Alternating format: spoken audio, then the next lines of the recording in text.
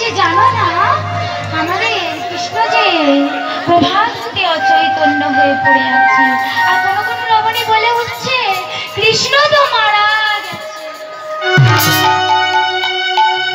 সবার কাছে কুসংবাদ, মিথিলার কাছে সুসংবাদ। মনে মনে করছে এদের সঙ্গে কি দেখে আসবো নাকি মাকে গিয়ে আগে সুখবরটা দিয়ে আসবো। না না, বরঞ্চ আমি মাকে গিয়ে সুখবরটা দিয়ে আসি, তারপর দুজনে মিলে একসঙ্গে দেখতে যাবো। ছুটতে ছুটতে আয়ান ভবনে পৌঁছে মাকে ডেকে বলছে, আরে মা তুই খালি বলিস না আজ নাকি কুসংবাদ বয়ে নিয়ে আসি, আজ আমি সুসংবাদ বয়ে নিয়ে নাকি সুসংবাদ একটু শুনি তো।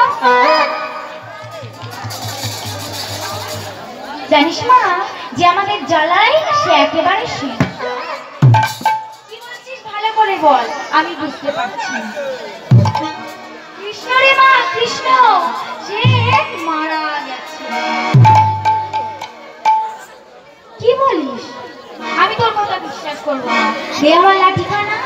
এবার কুটিলা জটিলা চলেছে, জটিলা কুটিলা যায় বাবু নারা দিয়া, জটিলা কুটিলা যায় বাবু নারা দিয়া, জটিলা কুটিলা যায় বাবু নারা দিয়া, জটিলা কুটিলা যায় বাবু নারা দিয়া,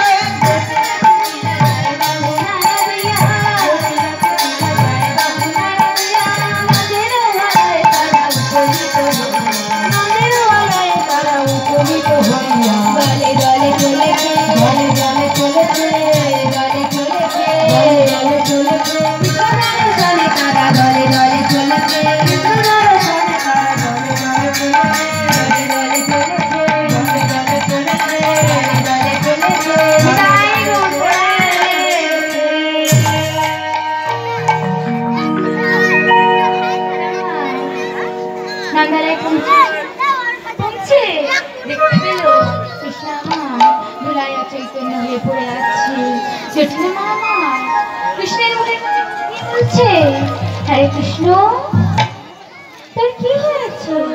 আর মনে মনে করছে তুই মরেছিস ঠিক হয়েছে, শান্তিতে। এদিকে রাধারানী ললিতা বিশাখা ভাবছে আমাদের কৃষ্ণকে তো সবাই দেখতে এলো, ওই রাধারানীকে এখনো এলো না। চল সখী চল, আমরা গিয়ে দেখে আসি রাধারানী কি করছে। এবারে ললিতা বিশাখা চলেছে আয়ান ভবনে পৌঁছে দেখতে পেল রাধারানী আমার সুন্দর করে মালা করছে আর ভজন কীর্তন গাইছে। কৃষ্ণ কৃষ্ণ শুধু শ্রীকৃষ্ণ, কৃষ্ণ বিনা কিছু না।